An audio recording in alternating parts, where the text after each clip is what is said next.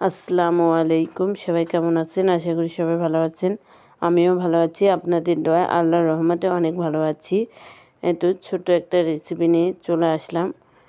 এই এই লুডুস আর লম্বা লুডুস কিন্তু সবাই রান্না করতে পারে না, অনেক মানুষ মানে নরম করে ফেলে এবং গলিয়ে ফেলে। আমি একটা ছোট্ট একটা পদ্ধতি দেখিয়ে দেব, কোনো নরম হবে না, কোনো কিছু হবে না এবং ঝরঝরিভাবে লুডুসটা কিন্তু রান্না পারফেক্ট হবে। দেখতে পাচ্ছেন আমি পাতিলে কিন্তু পানি এবং লবণ দিয়ে সুন্দরভাবে পানিটা কিন্তু ফুটিয়ে নেব। আর পানিটা ফুটানোর পরেই আমি কিন্তু লুডুসটা ছাড়বো। আর পানি ফোটানোর আগে কিন্তু লুডুসটা দেওয়া যাবে না, আর পানিটা ফুটিয়ে নেওয়ার পরেই লুডুসটা দেওয়া লাগবে। এটা আমি লুডুস কিন্তু দিয়ে দিয়েছিলাম। আর লুডুস দেওয়ার পরেই আমি কিন্তু একবার নেড়ে নিব।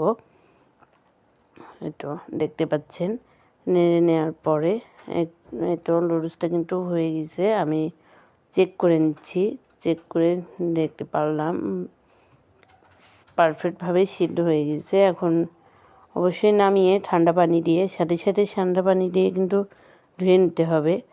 ধুয়ে নেওয়ার পরে সুন্দরভাবে ধুয়ে তো এখন কড়াইতে তেল দিয়ে দিব।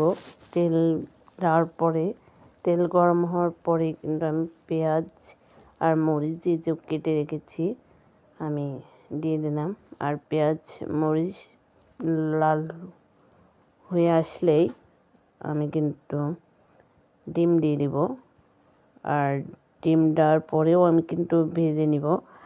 ভেজে নেওয়ার পরে আমি ডিম দিলাম। ডিম দেওয়ার পরে আমি ভেজে নিচ্ছি।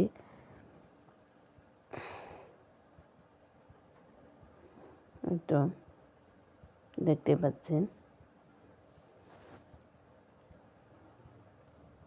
তারপরে আমি এই নুডলসের মশলা আর ম্যাগি মশলা দিয়ে আবারও নেড়ে নিব।